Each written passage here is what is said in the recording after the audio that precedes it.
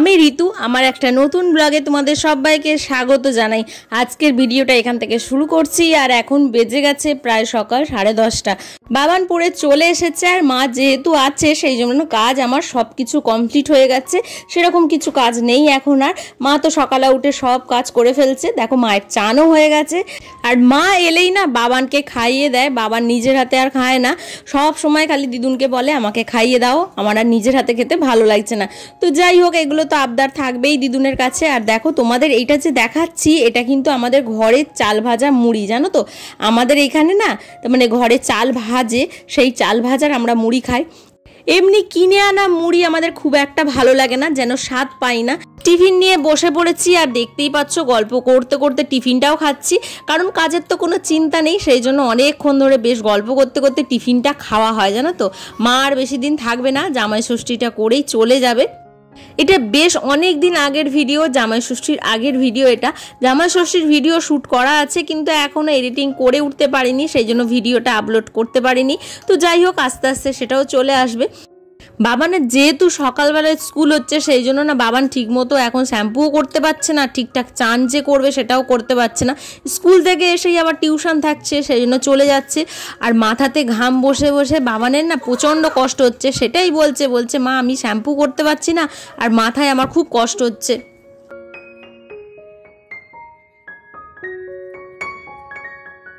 কালকে রাত্রিবেলা না অনেকগুলো বাসি রুটি ছিল, জানো তো, আর এই বাসি রুটি দিয়ে আমার ডাল সেদ্ধ খেতে বেশ ভালো লাগে। যে কোনো বাসি খাবার খেতে আমার কিন্তু খুব ভালো লাগে, সেটা লুচি হোক, পরোটাই হোক বা রুটি হোক। রুটিটা একটু ভেজে নিলে ভালো হতো, আর অনেকটা বেলা হয়ে গেছে বলে মাকে আর বললাম ভাজতে হবে না, এমনিই দিয়ে দাও। বাসি রুটি দিয়ে ডাল খেতে খুব ভালো লাগে, জানো তো। আর জানো তো যে কোনো জিনিস নষ্ট করতে আমার একদমই ভালো লাগে না, যতক্ষণ না সেটা খারাপ হয়ে যাচ্ছে ততক্ষণ আমি কিন্তু ফেলি না, যা হোক করে খেয়ে নেবার চেষ্টা করি।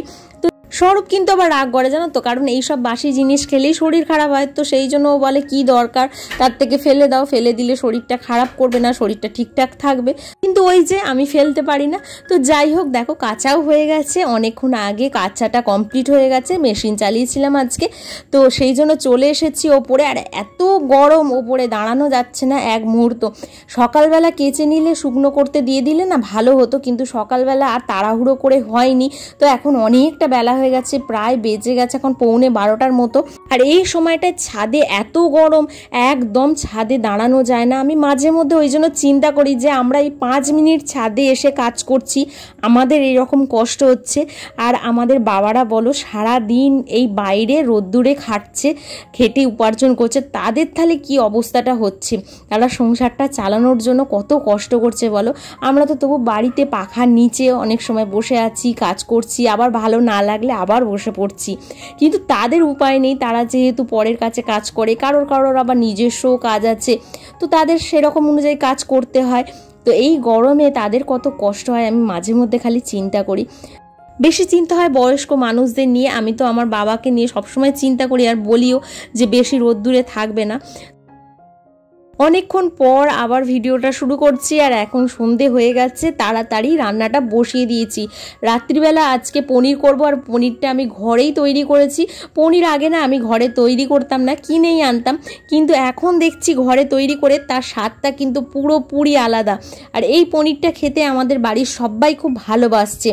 দোকান থেকে পনির আনলে খুব একটা কেউ খেতে চায় না, আমার শাশুড়িও খেতে চায় না, স্বরূপ খেতে চায় না, ওরা খুব একটা ভালোবাসে না, কিন্তু ঘরে যখন করছি পনির তখন কিন্তু ওরা খুব ভালোবেসে খাচ্ছে, তো সেই জন্য আমারও বেশ ভালো লাগছে। দেখো পনিরটা তাড়াতাড়ি করে নেবো, একদিকে ভাত বসিয়ে দিয়েছি, আজকে রাইস করব আর পনির করব, আজকে আমাদের নিরামিষ, আর সেই জন্য কোনো আঁশের কোনো কিছু আজকে করছি না, পনিরটাও সম্পূর্ণ নিরামিষেই করব। পনিরটাকে প্রথমে ভেজে নিচ্ছি, আর পনিরটা না আমি সাদা তেল দিয়ে করি, সর্ষের তেল দিয়ে পনির করি না। তো যাই হোক, পনিরটাকে একটু ভেজে নেবো, ভালো করেই ভাজবো। অনেকে দেখেছি পনিরটা কাঁচা কাঁচা দেয়, আমার আবার কাঁচা পনিরটা খুব একটা ভালো লাগে না, না ভেজে দিলে আমার আবার ভালো লাগে না, সেই জন্য আমি একটু ভেজেই নিই পনিরটাকে। তো সেই জন্য দেখো পনিরটাকে ভালো করে ভেজে নিচ্ছি। মশলা আমার রেডি করা হয়ে গেছে, রান্না করতে করতে তাহলে চলো তোমাদের সাথে একটু গল্পও করে নিই। জীবনে অনেক কথা থাকে যেগুলো মনে হয় তোমাদের সবার সাথে শেয়ার করি, আবার কিছু কিছু কথা এমনও থাকে যেগুলো মনে হয় কারোর সাথে শেয়ার করাটা উচিত হবে না, সেগুলো নিজের মধ্যে রাখাটাই শ্রেয়। একটা বিষয় নিয়ে তোমাদের সাথে কথা বলবো। এই বিষয়টা সবার সাথেই হয়।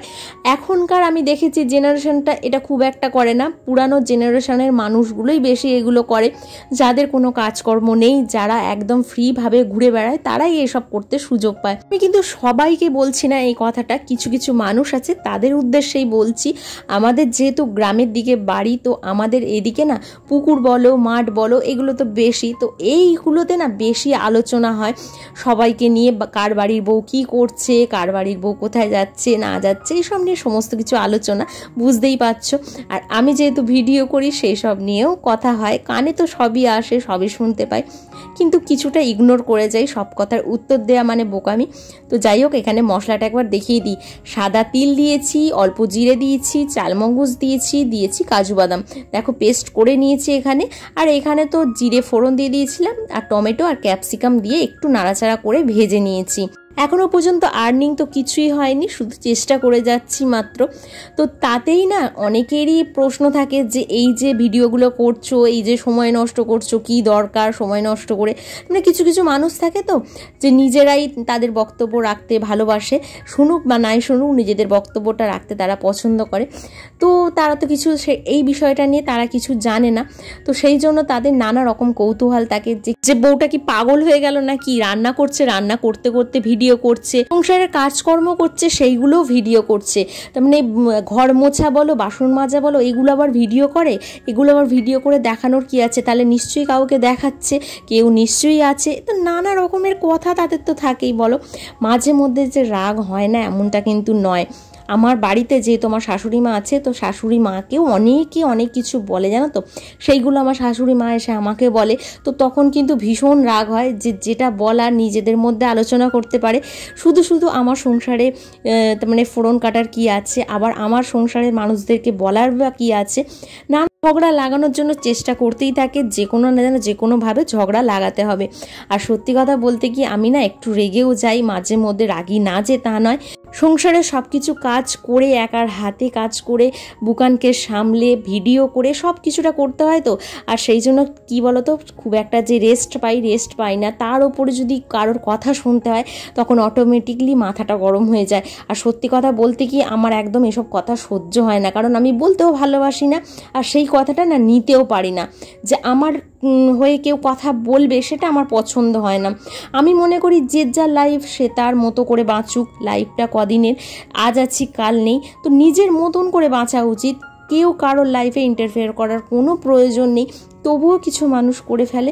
তো যাই হোক, সেটা তাদের স্বভাব, কিছু করার নেই। এরকম মানুষ সব জায়গাতে আছে। বিশেষ করে আমাদের জেনারেশনের বউয়েরা দেখবে একটু রিলস করতে, একটু ভিডিও করতে, এসব করতে ভালোবাসে। তো সেই জন্য তারা তাদের মতো করে ভিডিও করে, সেটা কিন্তু সবাই ভালো চোখে দেখে না। সবাই কিন্তু বলে, তাদের নিয়েও বলে। আমাদের পাড়াতে তো এরকম অনেকে আছে, তাদের নিয়ে আলোচনা হয়। তো তাদের আর কি বলবো বলো, আলোচনা হোক, তোমরা তোমাদের মতো এগিয়ে যাও, আমি আমার মতো এগিয়ে যাই।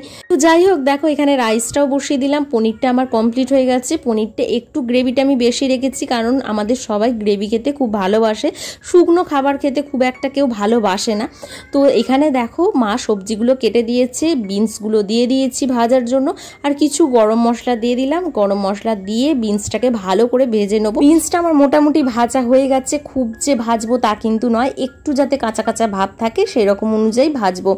এবার দেখো গাজরটাও দিয়ে দিলাম। গাজরটা না মা ঠিকঠাক মতো কাটতে পারেনি, গাজরটা একটু ভেঙে ভেঙে গেছে। সেটাই মাকে বলছিলাম, মা গাজরটা কিন্তু ঠিকঠাক মতো কাটা হয়নি।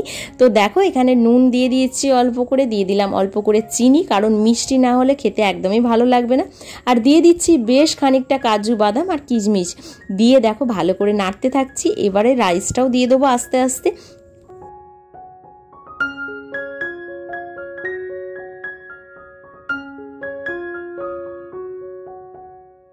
আমি একেবারে রাইসটা দিয়ে দিই না, তাহলে কিন্তু মেশাতে আমি খুব একটা ভালোভাবে পারি না। অল্প অল্প করে রাইস দিই আর মেশাতে থাকি, এতে আমার সুবিধে হয়। আর এইরকমভাবেই আমি রাইস করি। আর লাস্টে দেখো গোলাপ জল দিয়ে দিলাম, আর দিয়ে দিচ্ছি এখানে কেওড়ার জল। এই দু ধরনের জল আমি কিন্তু রাইসে ইউজ করি সব সময়। রাইসটায় না আলাদা একটা সেন্ট আসে, তো সেটা খেতে খুব ভালো লাগে আমাদের। তো দিয়ে দেখো এবারে নামিয়ে নেবো। বেশি আর নাড়াচাড়া করবো না, কারণ ভাত নাহলে ভেঙে যাবে। দেখো বসে পড়েছি খাবার জন্য, সবাই এখানে চলে এসেছে, একসাথে নিচে বসে গল্প করতে করতে খাওয়া হবে। এখানে সবাই আছে, বুকানকেও দিয়ে দিয়েছি, বুকানও একটু একটু করে খাচ্ছে নিজের হাতে। এইভাবে আস্তে আস্তে ও খাবার শিখে যাবে। তো এইভাবেই বাবানকেও আমি মানুষ করেছি। তো যাই হোক, তাহলে চলো ভিডিওটা আজকে এখানেই শেষ করছি, পরের আবার নতুন একটা ভিডিও তোমাদের সাথে দেখা হচ্ছে। আজকের ভিডিওটা কেমন লাগলো অবশ্যই জানিও। আজকের মতো টাটা।